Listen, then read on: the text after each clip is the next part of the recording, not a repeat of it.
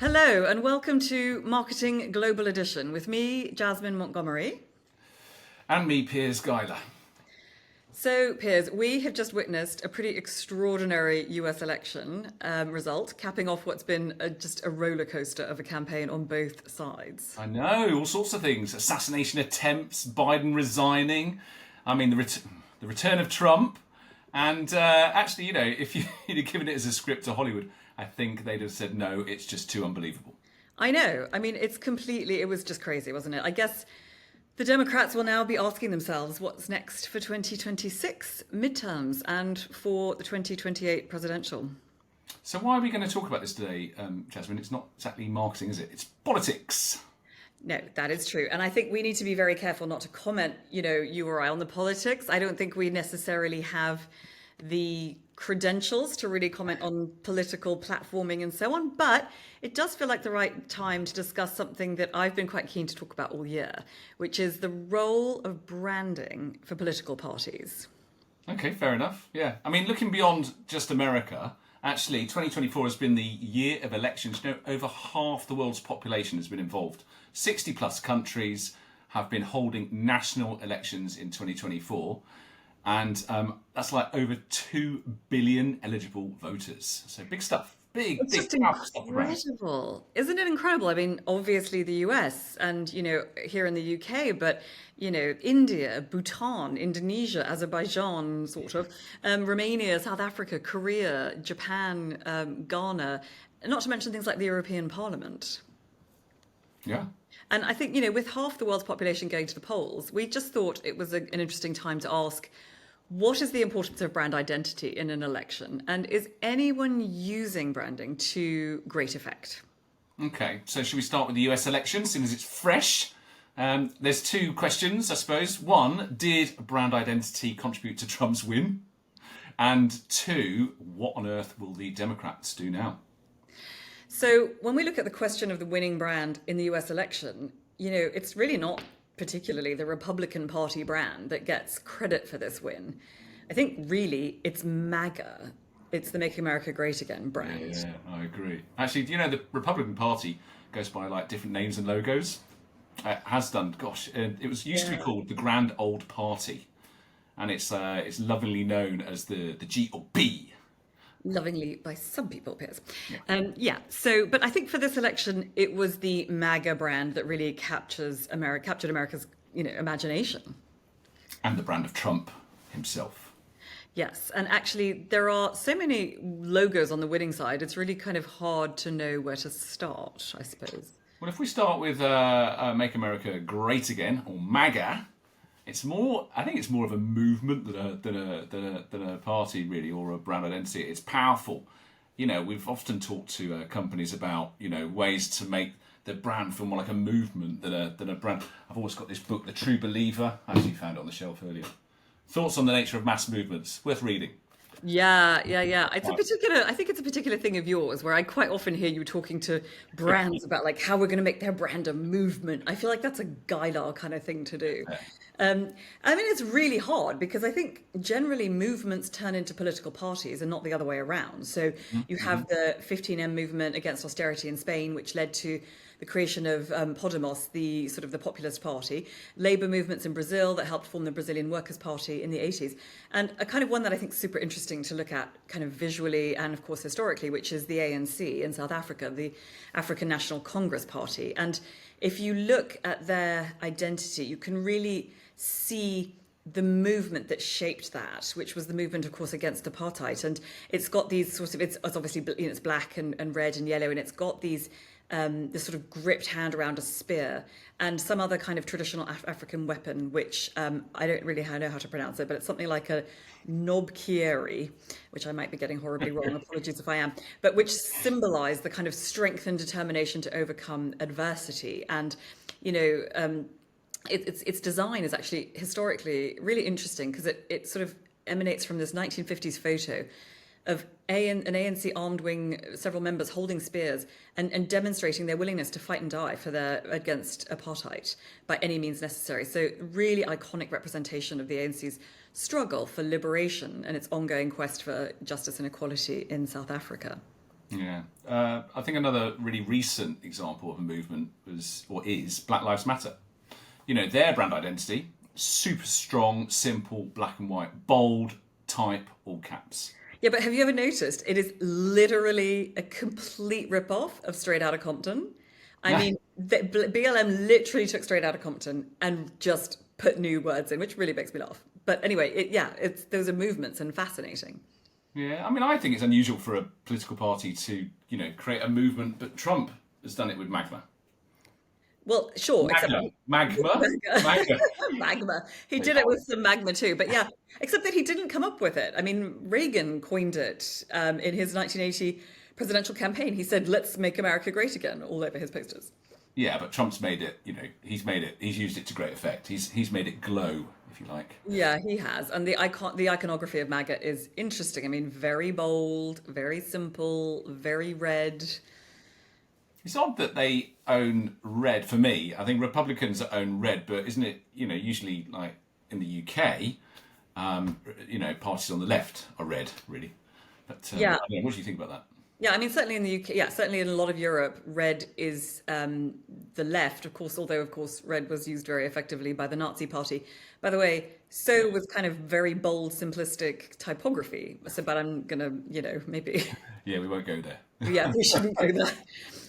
But yeah, it's certainly, MAGA has certainly made for great merchandising. And, you know, the MAGA hat has to be one of the most iconic cultural images of the last decade. Well, you say that, but did you see that image of when Trump had been, you know, the assassination attempt, and he sort of comes up. There's an image of him grabbing his bleeding ear, and then like with his other hand, he's raising his fist in sort of defiance, and the slogans below it saying Trump. You know, you couldn't stage that, right? You just couldn't. And I mean, I think immediately it started trending on Twitter, hashtag fake or something, hashtag staged or something like that. Started trending on Twitter because not only does it have his Trump logo beneath him, but it has like if I recall correctly, it's got like the number to dial to make campaign donations. So it just couldn't have been a more perfect photo for him. And the moment I saw that, I just thought, oh my God, he's won the election. I mean, I think we all thought at that moment he's won the election. You should have put a bet on him. Yeah, but then it was such a roller coaster. I honestly, I could have, well, I actually did make a bet with an American friend here in London and I lost the bet and I owe him and his family dinner as a result. Okay, so what about Kamala and the Democrats? What do you think of their branding? And do you think it's time for them to rebrand after their defeat? Well, you know, if you look at the Harris-Waltz logo, if I had looked at her branding a few months ago, I would have, if I was just looking purely at the branding, nothing to do with her or her platform or anything, but just purely at the branding, I would have predicted defeat. I mean, I say that super easy with hindsight to say I would have, but it's really boring. I mean, it is so bland. It's about as bland as a political party, as like a campaign logo could be. It's just as bland and boring as the Democratic Party logo itself. You know, it was tweaked about a week after it was launched. No one would have noticed really, but you know, being who we are, we do notice these things. The crossbars in the H of Harris was centered. The legs and the R's were reshaped in an unusual way, and the waltz that was really flat has been made a little bit taller. Really small, little fine changes, but yeah, I mean that. I wonder if that kind of design noodling is a little bit symbolic of the whole problem that the Democrats had, which was just a little bit too much navel gazing. Yeah, I agree with that actually. You know, if you look at a great example of a campaign brand was the Obama logo. You know, the blue O with the O rising over a striped red and white field, looks like an American, you know, sunrise. It's it's his own Nike swoosh, if you like. And even without the words, the symbol, you know, is a symbol for a new day in politics. The Obama campaign had just had it all over, wipes the floor with all the other campaigns apart from possibly MAGA. But you know, it was so good, wasn't it? It was like new dawn breaking over the wheat fields of Ohio. It was amazing. I don't know if they grow wheat in Ohio, but if they do, it captured it. And I think also the hope image, you know, created by Shepard Fairey, and that really sort of, you know, that kind of that picture of Obama with the word hope in the Gotham font, super kind of bold and fresh. And Obama was named Advertising Age's Marketer of the Year in 2008. And this year, that would probably go to, I would say, Trump. Well, certainly the Harris-Watts logo was no Obama Hope campaign for sure. Okay, so what's the identity of the Democratic Party look like? You know, and did much of it play a part in the iconography of the election? I mean, I guess, again, it's very easy to say with hindsight, but it really is rubbish. I mean, it's such a reductivist identity, one that seems to have been stripped of anything that could distinguish it in any way, except for the donkey. What? What on earth are you on about, donkey? Okay, well, I will come back to the donkey in a minute, but let me just start by describing the Democratic Party logo to you. So the main one, the new one, the one that they're using right now, which is if you go onto the Democratic Party website, what you'll see is a capital letter D surrounded by a blue circle. It is so boring. I mean, it looks like some sort of tax accountancy firm logo. There's no visual wit. There's no cool hidden, sort of semi-hidden visual gimmick like the arrow in the Hillary logo from 2016. No iconography, no sort of symbolism really like Obama's. It's so boring. It's like a very old global cement brand, actually. It's terrible. Anyway, So do you think they should be rebranding? Yes, this is the perfect time. They need to signal change. They need to imbue the brand with a narrative, a vision, some meaning. If they do it now, then they have 4 years to get it up to 100% recognition by 2028. Yeah, but I don't think it's really the logo that's the issue here. I think it's the platform itself. Okay, it's always the platform, sure. And, any rebrand without a profound look at your strategy for any company and what you stand for is just lipstick on a pig. But forgive me for hitting the porcine analogy here a little hard. But, if you're going to go the whole hog for a new direction, it's worth signaling that with a new brand identity. Just awful. Anyway, don't worry about the pigs. Can you tell me about the donkey, which I didn't know about? Okay, so the Democratic Party's symbol historically has always been the donkey, and they still use it, and they still use it on merchandise and various places. So it dates back to President Andrew Jackson in 1828. He had a campaign, and he was all about sort of stubbornness and tenacity, and his opponents were calling him a jackass, if you'll forgive the language. And he rather cleverly, I mean, it's always a good idea to be sort of inside the joke. And so he kind of embraced the insult as a point of pride. And he actually turned it from derision to kind of admiration. And he used images of strong, resilient donkeys on his campaign posters. I don't know if I like that or not. I think I do. I think I like that. Okay, what about Republicans? Do they have a mascot? They do. I mean, just to say on the donkey, it's probably a good idea in 1828 to turn, when you're the butt of a joke, to turn it around. But maybe 100 and whatever years later, let it go already. Anyway, but yes, the Republicans do have a mascot. The Republicans is an elephant because, of course, that's such a common animal in North America. Yeah. So the elephant has come to embody kind of strength, dignity, stability. For some critics, it's very much seen as kind of old-fashioned, resistant to change. But it comes from, again, 1874, when political cartoonist Thomas Nast used it in an illustration for Harper's Weekly. And he meant it to indicate this, the Republican vote as an unstoppable force, which it certainly was in the recent election. Yeah. Well, after another 4 years of Trump, that may need to change. Can I suggest maybe a wild boar or a rutting ram? Or an orangutan. Yes, orange, definitely. That's brilliant. No, totally, it should be an orangutan. Yeah. Anyway, so how would you rebrand the Democratic Party? Well, I would certainly try to inject more personality, more ideological oomph, more excitement, some more Americanness, because that blue circle is so global and boring. And maybe stop being just blue and go back to kind of red, white, and blue, the colours of the flag, because I think that's what Americans think of as their identity. It's not blue, but red, white, and blue. And what would you do about the donkey? Kill it. Absolutely kill it. Okay, so what would you have instead? Okay, so obviously not just the blue D. I think maybe I like the idea of an animal mascot. I think that's interesting. So I don't know. I mean, I think if I think about American animals, maybe an eagle. And I know you're an expert on birds of prey, Piers. I am indeed. Interesting fact about a bald eagle, you can only find them in North America. Well, there you go. See, so actually in ancient Rome, the eagle was a symbol of kind of power and strength, but it's been used in the US to be a symbol of pride. It's on the United States seal. It's in the Oval Office on the presidential rug. It's been on the currency since the 18th century. It symbolizes kind of integrity, vigilance, perseverance. So I don't know, I think it's a really kind of national symbol. Okay, so, a bald eagle in, red, white and blue of the flag? Yeah, maybe throw in a gun for good measure. You just designed the logo of the National Rifle Association. Oh no. Oh my God. Oh no, that's terrible. Okay, that is a disaster. Exactly what it is. Okay, fire me immediately. All right, Piers, over to you. What would you do? I think about upgrading that poor donkey to something slightly more elegant and powerful, like a horse. Or maybe just more appropriately stick some wings and a horn on it and call it a unicorn, because democratic power has become a figment of the liberal elite's imagination.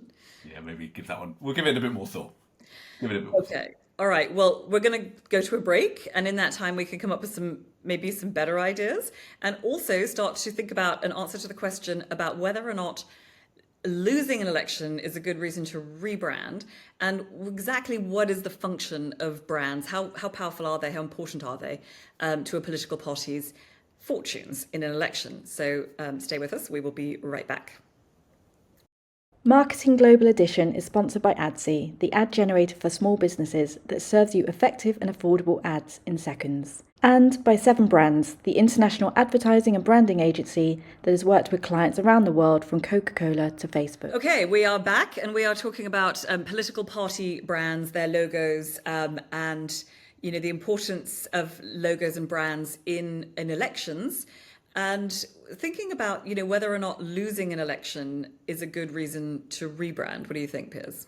Definitely. I think you should, indeed, specifically if you've had a reputational crisis, something terrible has happened, you are out of date, which I'll definitely come on something in a minute about that. Or a new party has come in and reshaped the whole map, and you've lost complete relevance. Or if you've just been trounced in a landslide of historic proportions. Yes, indeed. I think we're talking about the UK here. So the Conservative Party, voted out after 12 years. Could indeed be time to rebrand. Didn't you work on their brand, Piers? Many, many years ago. Many years ago, I did indeed. I have to say, I think their logo is really stupid. That tree, it's very confusing. The Conservative Party have this sort of hand-drawn squiggly tree. It looks like... Easy there. Solid growth, positive impact. Anyway, I didn't work on the tree. Oh, okay. Anyway, do you think there's a vernacular for party logos? For example, should you be able to tell if one's likely to be more to the left or one to the or more to the right politically just by looking at the logo? What do you think about that? I guess if they're if there's like a hammer and a sickle, then they're probably quite left, But generally, I think perhaps, in the West, there's something of a vernacular. Usually left parties tend to be more red, more kind of communist, although weirdly not in America. But I think from a colour, certain symbols, there's some symbolism, which we'll talk about in a second. But from a colour point of view, it's really interesting. I think there's a sort of general vernacular. So, you have kind of blue often is kind of conservatism, men's rights movements, pro-Europeanism.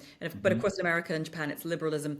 You have sort of red as more communism, democratic socialism, social democracy, except in America where it's conservatism, which is weird.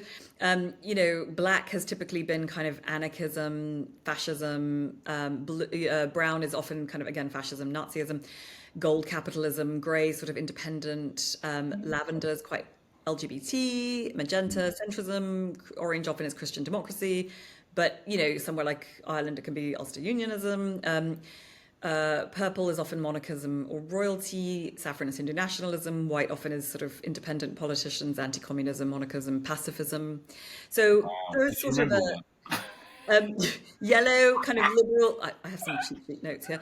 Yellow liberalism, but I think the really interesting colour for me is green, and this is true with corporations as well, with green generally. A lot of time, other colours have a narrower bandwidth of interpretation. Green has a really wide set of meanings, often in symbolism. So in political party symbolism, it's really interesting because it can be, obviously it's often environmentalism, but in the West, but in the East, it's very much Islamism. So, in places like Bangladesh or Pakistan, you'll find like a lot of green logos. In any Muslim country, green is so often, but it can be agrarianism. It can be, in Ireland, it's Irish republicanism. So you just never know when you're looking at green. Anyway, I know we talked about Ireland, but I think I want to go back to India, because India is such a colourful place. Yeah. They've got 27 parties covering 39 colours, and actually there's many with the same colour. It's just like India. It's a complete colour fest. It's lovely. Yeah. Anyway, going on to green, and you mentioned Ireland. Anyway. Yeah. I mean, if you just saw that something was green, you wouldn't necessarily know what. If you just looked at the colour, you wouldn't necessarily know what the party stood for. You need some symbolism and some other stuff. Absolutely. Yeah. So, creating an impactful political logo is a complex task. I think our designers, look at things like psychology, typography, symbolism, cultural context, and it's a combination of all those small things that actually make a really big difference, I think. Yeah, and I think somehow, what the colours can be shaped by things like fonts, by typefaces. So in general, a sans serif font suggests modernity, a forward-thinking party. National symbols can demonstrate sort of shared values. You get Christian symbolism or Islam, Muslim symbolism or Hindu symbolism, and that adds symbols are a lot clearer to people in terms of what they represent than, say, a colour is, which can be quite widely interpreted. Okay. I mean, it's quite interesting if we look at European Union party logos, because they actually transcend national identities. They're not trying to pick on one thing. They have to be broader than that. But the problem with that is they end up looking really corporate.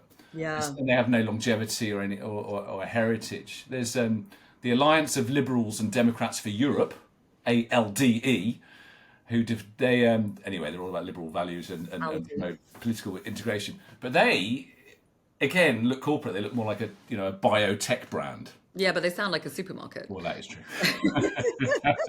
So the best political logos, I think, don't just look appealing. They kind of resonate on some sort of deeper level. And, as we talked about earlier, the very best ones can help to inspire movements, Black Panther, Communist Party. But I think it'd be really interesting to ask our listeners or our viewers, without cheating, if you close your eyes, whatever country you're in, whether you're in, Canada or Kenya, can you describe in your mind, can you picture the logos of the main political parties in your country? And I wonder how many people can do that in the UK, Piers, if they're really honest. Yeah, just before the UK election, we ran a poll with Londoners from diverse backgrounds who were all eligible to vote. They're all post 18. Only 4% of the poll could identify or could describe the symbols of the three main parties, which is shocking. It was so interesting. It was just a couple of weeks before the election, and we ran around London and asked 100 people. It's not really super statistically significant, but we asked eligible voters and who were reasonably, and we asked quite intelligent people, sort of professional people, if they could describe the political party logos of the main political parties. And there are three main political parties in the UK and plenty of other sort of more niche ones.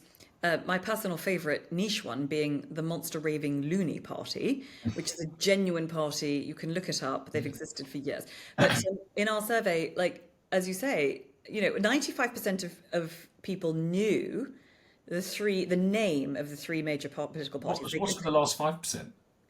I mean... Oh, I know. No, I mean, not everybody. It's not that hard, is it? Not everybody is politically engaged. I mean, I think most people knew Labour and Conservative. A few people forgot the Liberal Democrats. But, generally most people knew Labour, Conservative, Liberal Democrats. 44% could describe what colour they were accurately. Obviously, Labour's red, the Tories are blue, and Lib Dems are yellow. But only 4% could recall their symbol. And if you're sitting there racking your brains right now, I'll put you out of your misery. I know we told you earlier that the Tories have a quite silly, sketchy tree. I think it's silly. Labour have a very stylised red rose. And the Lib Dems have a sort of gold kind of bird, dove. I'm not really sure, because you were the bird expert, you'd have to tell me the species. But Really, really fascinating. And I think the problem is that, so many more people could recall, 10 times as many people could recall the colour as could recall the symbol. But that is problematic because UK ballot papers are in black and white. So colour doesn't show up on election day. The symbol does. That's true, actually. So, look, I mean, for companies, the role of brand is clear. It's really well understood. The brand encapsulates the intangible assets of the company, the goodwill, the certainty of future demand for those products and services, that willingness for people to pay a premium, buy it again, maybe recommend to a friend. They're all drivers of shareholder value. Yeah, but I guess political parties don't have shareholders, right? They have voters. So what exactly is the mechanism by which a brand identity affects a party's electoral fortunes, if at all? I suppose so. At the most basic level, it's like a sign above a store. It serves as a signpost. Mm-hmm. Yeah. I think interestingly, especially it depends on the country. Ability to read things like that. There's in Botswana. There's the umbrella for democratic change. That's the party, and they've got an umbrella in their logo. So that's smart, right? Because even if you can't read and it's black and white, you can see the umbrella, and that's you're either going to vote for them or you're not. There's going to be no ambiguity there. Yeah, they've just swept into power, I gather, in Botswana. One of my favourite political party logos, I remain politically neutral in this country, although it is the country of my birth and I love it very much, but is Indonesia. So in Indonesia, there's the PDI party, which I really love. They have a great logo. It's a bull. And it's just fantastic. So PDI Perjuangan. And they are, it was Megawati Sukarno Putri's party. They have this wonderful bull. They have this, it's like black and red. And so it's this black bull on a red background. So, and the bull looks really mad. He's super angry. He's got these big horns, fierce eyes, and a very adorable white nose. And he's just great. But what I really like... the Bacardi bat. It is like the Bacardi bat. Really similar, actually. It really is. It has so attitude to it. It's nice. Much personality. And this was a party that was born out of sort of protest, and it was a movement. But what's so clever, so it's a great logo because in the pantheon of Indonesian party logos, which are full of sort of symbolism that one just doesn't understand. It's opaque, it's weird, it doesn't mean much to anybody. Gold-Car's logo, one of the big parties, you kind of sit there going, I just don't even know how to deconstruct this. The great thing about PDI Perjuangan's logo is this great bull, tons of personality, and they've turned the bull into a hand symbol. So if you hold up your index finger and pinky, you kind of create bull horns. So I can remember sitting in one of the hotels on Hotel Indonesia Circle in Jakarta when there were mass sort of political protests down around that famous roundabout. And, all the news agencies were down there and stuff. And you could see what party people were protesting for because they were all holding up their hands in this bull symbol. And it was just a great way of humanizing this logo and translating it into kind of this sort of gesture of a movement. That's smart. A bit like the McDonald's eyebrows. Which I know. Anyway, we'll move on. Next question, right? Are political parties using brands to full advantage? So I think absolutely not. Not in the way that consumer brands use them. So, going back to like our London poll where, so many people couldn't describe the logos of the brands. I mean, I think it's so shocking. And if you'd ask those same people to describe Nike's logo or Apple's or Tesco's, big supermarket chain here in the UK, I'm absolutely certain the results would have been completely so much higher. And I understand that, consumer brands, we see them every day, and political party brands, we only see sort of every 4 years or 5 years or whatever a country's election cycle is. But I bet 100 people could have described the logos of other brands that they only seriously consider every few years, like their dishwasher, their car insurance. It seems strange to me that we're so disconnected from. Well, why do you feel it's important for political parties to have logos with strong recognition? I guess at the most basic level, like you sort of mentioned earlier, that you need to know who to put a tick by on the ballot paper, especially in places with low literacy levels. Yeah, exactly. Beyond the ballot paper, the party brand's important for many other things. It's important for attracting fundraising, unity of message across the party members, visibility in media, of course, perhaps persuasion for those undecided voters, rallying everyone across. But, most importantly for me, I think, party identities are like tribal badges of belonging. You know, you see it. You'll see Trump's boards in people's lawns in the US and the UK. You know, you'll see vote Labour in the windows of people's homes. They're very proud to put it, you know, in their homes. You see stuff on cars. It's a little bit like football, belonging to a football club. Yeah. You know, people have that much passion about it, and that's when parties get it right. That's when your brand's really strong. They can become really powerful symbols, actually, for that sort of thing. Definitely. I think, you know, crafted as it was by kind of Trump's commercially trained mind.